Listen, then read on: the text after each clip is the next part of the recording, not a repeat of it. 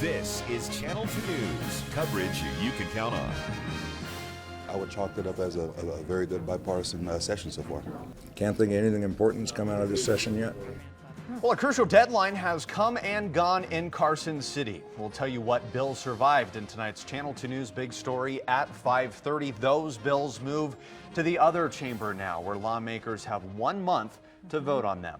Good evening, I'm Landon Miller. And I'm Kristen Revington. Thanks for keeping it here tonight. That's a lot of work in a short amount of time. And some of those bills range from public safety to the implementation of recreational marijuana. Paul Nelson spoke with lawmakers today. He joins us now here in the studio with their opinions on some of these bills. And Paul, there seems to be a difference of opinion on how this session is going, obviously. Yeah, there is, Kristen. As you know, the Democrats hold the majority in both houses, and only 8% of their bills have failed. But Republicans aren't too happy with 58% of their bills failing. Still, most of the bills that passed the Senate and Assembly had bipartisan support with a handful of party line votes.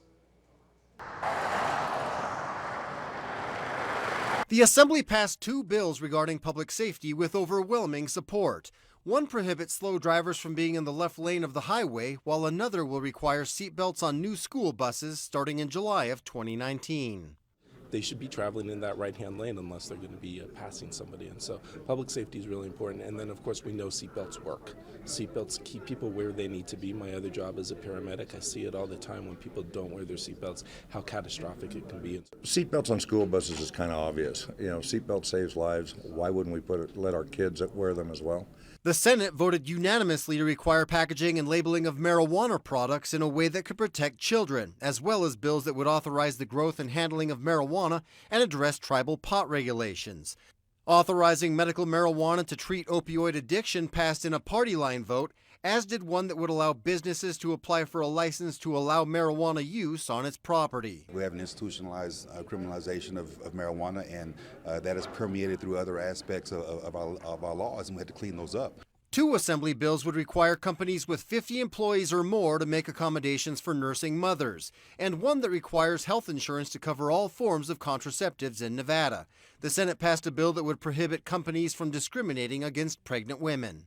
We really want to support and foster a culture of life, and supporting pregnant women and women who are pregnant when they're applying for jobs is right in line with that. A bill that would establish a revenue stream for family planning clinics passed along party lines. Most of what we do here is bipartisan, and then there's just those handful of issues where we just have a different philosophical point of view. And 2 different bills passed that would more than double the amount of beer Nevada breweries can produce. You hit a point where you get busy getting much larger, or you continue to be stagnated at the size you're at. And that's why it was important to make sure that we gave them enough elbow room to allow these small businesses to grow. A bill that requests the governor to establish Indigenous Peoples Day passed the Senate unanimously. It was originally supposed to replace Columbus Day. Instead, they changed it to August 9th. Covering the 2017 legislature live in the studio, Paul Nelson, Channel 2 News. All right, Paul, thank you. And with just more than a month to go in the 2017 legislative session, please stay with Channel 2 News for continuing coverage now through early June. Today, Nevada